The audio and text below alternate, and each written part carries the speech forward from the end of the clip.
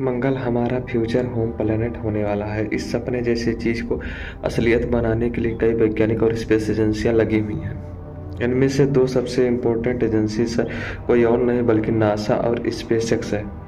मंगल पर रहने का आइडिया भले ही बहुत कूल और सिंपल लगे, लेकिन यह स्पेस हिस्ट्री का सबसे कॉम्प्लेक्स मिशन होने वाला है। मार्स हमसे 22.5 करोड़ किलोमीटर दूर है। इतनी लंबी डिस्टेंस को ट्रेवल करने के लिए हमें एक ऐसे रॉकेट की ज़रूरत है जो ज़्यादा वजन भी उठा पाए और लंबे समय तक ट्रेवल भी कर पाए। मंगल पर कॉलोनी बसाने के लिए हमें लोगों को वहां पर भेजना पड़ेगा। लोगों को भेजने का मतलब है कि उनकी ज़रूरत के रिसोर्सेस और इक्विपमेंट को भी मंगल ट्रांसपोर्ट करना पड़ेगा। यह मार्स मिशन का सबसे कठिन और इम्पोर्टेंट हिस्सा होने वाला है, लेकिन इसके बावजूद वैज्ञानिकों ने इसके सॉल्यूशन को खोज निकाला है। वह सॉल्यूशन आखिर क्या है और किस तरह से हम इंसान मंगल तक जाने वाले हैं, जानेंगे आज के इस वीडियो में। मार्स मिशन से जुड़े इस एपिसोड में हम आपको मार्स ट्रांसपोर्टेशन की सारी जानकारी देने वाले हैं, इसलिए इसे अंत तक जरूर देखिएगा, मिस मत करिएगा। तो बिना समय गंवाए वीडियो को शुरू करते हैं। मंगल हमारे सौर ग्रह का चौथा ग्रह है। कुछ ग्रह वैज्ञानिक बताते हैं कि एक समय पर यह पृथ्वी जैसा हुआ करता था, लेकिन समय बीतने के साथ साथ यह बंजर होता गया। इस पर मौजूद नदियाँ और समुद्र सूख गए, ज्वालामुखी शांत पड़ गए, मैग्नेटिक फील्ड खत्म हो गए और यहाँ तक कि वायुमंडल भी अंतरिक्ष में उड़ गया। इस डिजास्टर ने मंगल की पूरी हुलिया को ही बदल दिया। एक समय ऐसा था जब मंगल का टेम्परेचर बहुत कंफर्टेबल होता था। इसका वायुमंडल सूर्य से आने वाले हीट को कैद कर लेता था, जिससे एक टेम्परेचर बैलेंस बना रहता था। लेकिन वायुमंडल के खत्म होने की वजह से ऐसा बैलेंस बिगड़ गया। आज मंगल का एवरेज टेम्परेचर -50 डिग्री सेल्सियस तक जाता है और कई बार यह -128 डिग्री सेल्सियस तक गिर जाता है। इतनी लो टेम्परेचर में इंसान तो दूर, यहाँ पर वैज्ञानिक इंस्ट्रूमेंट भी काम करना बंद कर देते हैं। मार्स का इक्वेटोरियल टेम्परेचर पूरे ग्रह के मुकाबले काफ़ी अच्छा है। 27 डिग्री सेल्सियस के एवरेज तापमान के साथ यह रेड प्लैनेट का हॉटेस्ट एरिया भी है।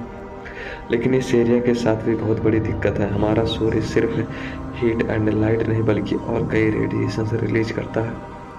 पृथ्वी पर वह रेडिएशन ओजोन लेयर की वजह से अंदर नहीं आ पाता, लेकिन मंगल के पास ऐसी कोई लेयर नहीं है। इसका सीधा सा मतलब यह है कि मंगल के इक्वेटर रीजन पर रेडिएशन की मात्रा बहुत हाई होती है। रेडिएशन के अलावा सूर्य एनर्जेटिक पार्टिकल के तूफानों को भी रिलीज करता है।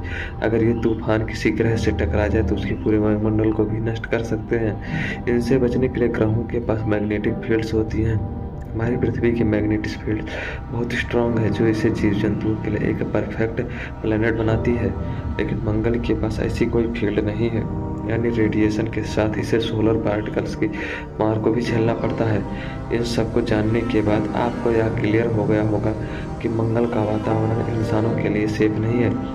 लेकिन इसके बावजूद नासा और स्पेसएक्स मार्स कॉलोनीज बनाने की प्लानिंग कर रहे हैं। एक बार को तो यह मान लेते हैं कि वो मंगल को हैबिटेबल बनाने में सक्षम हो जाते हैं। क्या इसके बाद हम मंगल पर आसानी से जा पाएंगे? आप में से कई लोगों का जवाब हाँ होगा, लेकिन फॉर योर इंफॉर्मेशन यह सच नहीं है। मंगल पर जाने के लिए एक सॉलिड ट्रांसपोर्टेशन सिस्टम की ज़रूरत पड़ेगी, जो करेंटली हमारे पास नहीं है। एलन मस्क की स्पेसएक्स कंपनी इसी ट्रांसपोर्टेशन को डेवलप करने का काम करती है। हम इंसानों ने आज तक कई पावरफुल रॉकेट्स डिज़ाइन किए हैं, लेकिन मंगल पर जाने के लिए उनसे भी कई गुना पावरफुल रॉकेट्स की ज़रूरत पड़ेगी। 1960 के दशक में सैटर्न 5 रॉकेट को लॉन्च किया गया था। यह आज तक बनाए गए सबसे विशाल रॉकेट्स की सूची में आता है। अगर आपको नहीं पता तो बता दूं, यह वही रॉकेट है जिसने इंसानों को चांद पर भी भेजने में मदद की थी। सैटर्न 550 मेट्रिक टन वजन को अंतरिक्ष में ट्रांसफर कर सकता है। सिर्फ इतना ही नहीं, इसमें इतनी फ्यूल कैपेसिटी बनाई गई थी कि एस्ट्रोनॉट्स एक हफ्ते तक अंतरिक्ष में रख पाए। जैसा कि आप जानते ही हो, मून लैंडिंग में 3 एस्ट्रोनॉट शामिल थे, नील आर्मस्ट्रांग, बज़ एल्ड्रिन और माइकल कोलन। इन एस्ट्रोनॉट्स के साथ रॉकेट में चांद तक आने जाने की सारे रिसोर्सेस भी प्रेजेंट थे। एलन मस्क बताते हैं कि मंगल के पहले ह्यूमन मिशन में करीब 10 एस्ट्रोनॉट को भेजा जाएगा। इससे भी चौंकाने वाली बात यह है कि मंगल पर जाने और वापस आने में करीब 2 सालों का समय लगेगा। यानी स्पेसएक्स को एक ऐसा रॉकेट डिजाइन करना पड़ेगा जो इन 10 एस्ट्रोनॉट को उनकी रिसोर्सेस और अपने फ्यूल के वजन को मार्स तक ट्रांसपोर्ट कर सके। सुनने जितना कठिन लगता है, असल में उससे भी ज़्यादा कठिन है। लेकिन इंटरेस्टिंग बात यह है कि इस स्पेसएक्स ऑलरेडी कुछ पावरफुल रॉकेट को डेवलप कर चुका है। स्टारशिप नाम के यह रॉकेट इंसानों द्वारा बनाए गए सबसे विशाल रॉकेट्स हैं, जहां सैटर्न 550 मीट्रिक टन के वजन को ट्रांसपोर्ट कर सकता था। वह यह रॉकेट 100 टन वजन को झेलने की क्षमता रखता है। यह रॉकेट्स अभी भी अपनी डेवलपमेंट और टेस्टिंग फेज में है। ऐसा माना जाता है कि ये टेस्टिंग के अंतिम तक यह 150 मीट्रिक टन को ट्रांसपोर्ट करने में सक्षम हो जाएगा। वैसे तो यह बहुत ही ज़्यादा वजन है, लेकिन मंगल तक जाने के लिए यह पर्याप्त नहीं है। सैटर्न 5 एक लूनर रॉकेट था, यानी इसका इस्तेमाल चांद तक जाने के लिए किया गया था।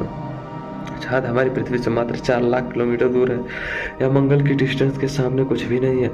अगर स्पेसएक्स को सच में मंगल तक जा पहुंचना है तो उन्हें करंट स्टारशिप से भी मौजूद रॉकेट को डेवलप करना पड़ेगा। साल 1916 में 1973 के बीच नासा ने 15 सैटर्न 5 रॉकेट को डेवलप किया था। इनमें से 12 रॉकेट्स इस्तेमाल किए गए थे, जिनमें 24 एस्ट्रोनॉट चांद तक जा पाए थे।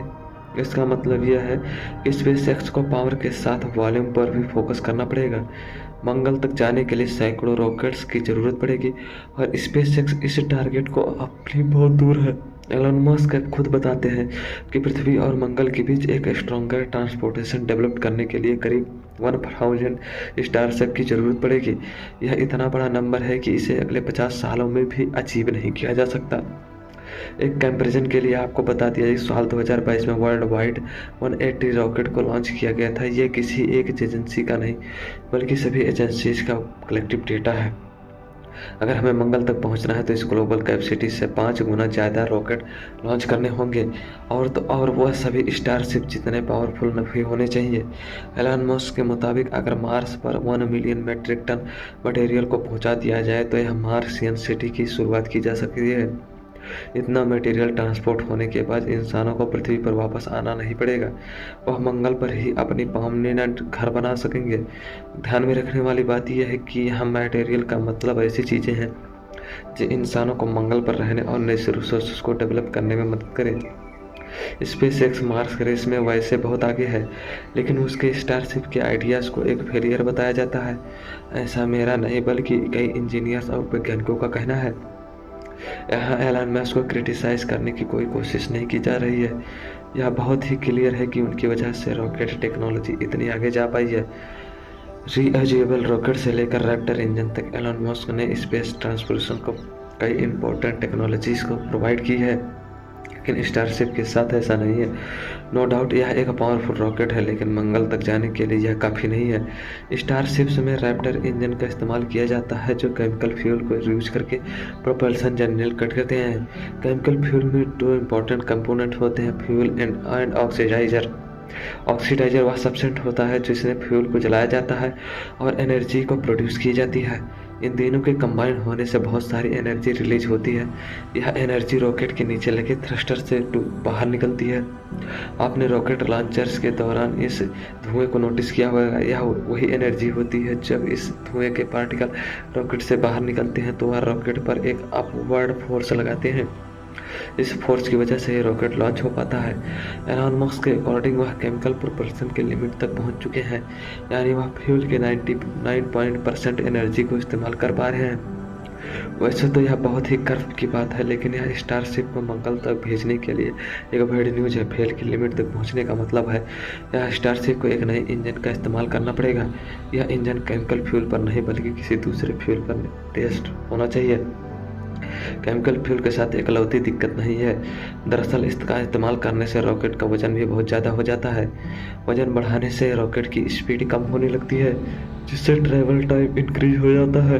अगर हमें तेज़ी से मंगल पर पहुंचना है तो एक ऐसे फ्यूल की ज़रूरत पड़ेगी जो हल्का भी हो और ज़्यादा एनर्जी भी दे। ऐसे फ्यूल पर चलने वाले इंजन को इस स्पेसएक्स अकेला नहीं डिजाइन कर सकता। ऐसा इसलिए क्योंकि स्पेसएक्स एक प्राइवेट कंपनी है। यही कारण है कि अब नासा भी इस मिशन में एक्टिविटी पार्टिसिपेट करने वाला है। नासा एक गवर्नमेंट एजेंसी है जो पिछले कई सालों से एक काम कर रही है। इनके पास फंडिंग होने के साथ साथ अच्छे वैज्ञानिक और कई सालों का एक्सपीरियंस भी मौजूद है, जो मार्स ट्रांसपोर्टेशन में काफ़ी काम आएंगे। कुछ वैज्ञानिकों की टीम एक न्यूक्लियर पावर्ड इंजन को डेवलप कर रही है इस इंजन का इस्तेमाल स्टारशिप के नेक्स्ट जनरेशन रॉकेट में किया जाएगा। न्यूक्लियर फ्यूल केमिकल फ्यूल के मुताबिक काफ़ी एफिशिएंट होता है। हल्का होने के साथ साथ इसका एनर्जी आउटपुट बहुत ज़्यादा होता है, जिससे रॉकेट को पावर करने में आसानी होती है। ट्रैको नाम के इस सब प्रोजेक्ट के अंदर नासा ऐसे ही थर्मल न्यूक्लियर इंजन को डेवलप कर रहा है। उनका लक्ष्य है कि वह इस इंजन को अगले 50 सालों में रेडी कर दें, ताकि मार्स और कोलोनाइजेशन के सिलसिले को आगे बढ़ाया जा सके। न्यूक्लियर इंजन का आइडिया 1960 के दौरान काफ़ी पॉपुलर था, लेकिन अपोलो 11 में केमिकल रॉकेट के इस्तेमाल के बाद वह आइडिया मानव दफन हो गया। उसके बाद से ही सभी स्पेस एजेंसीज ने केमिकल फ्यूल का इस्तेमाल करना शुरू कर दिया। वह न्यूक्लियर फ्यूल की ज़रूरत ही नहीं महसूस हुई। लेकिन अब वह समय आ गया है कि जब इस पावरफुल फ्यूल को इस्तेमाल करना किया जाएगा। लेकिन न्यूक्लियर इंजन का इस्तेमाल करने से मार्स ट्रिप के समय को घटाया जा सकता है। जहाँ केमिकल फ्यूल से मंगल तक जाने में 8 मंथ का समय लगता है, वहीं न्यूक्लियर फ्यूल से यह सिर्फ 45 दिनों में किया जा सकता है। मार्स का वातावरण अभी भी हमारे वातावरण के लिए सुरक्षित नहीं है। वहाँ का तापमान, रेडिएशन, रेडिएशन सब कुछ हमारे लिए हानिकारक है, लेकिन उन्हें सॉल्व करना बहुत ही दूर की बात नहीं है। सबसे पहले हमें ट्रांसपोर्टेशन सुधारने की ज़रूरत है, ताकि हम मंगल की सपनों के बाहर निकलकर असलियत में उस तक पहुँच सके। वैसे आपको क्या लगता है, क्या मंगल को कॉलोनाइज करने का सपना अभी हकीकत बन पाएगा या नहीं? हमें नीचे कमेंट करके ज़रूर बताइएगा। आज के लिए वीडियो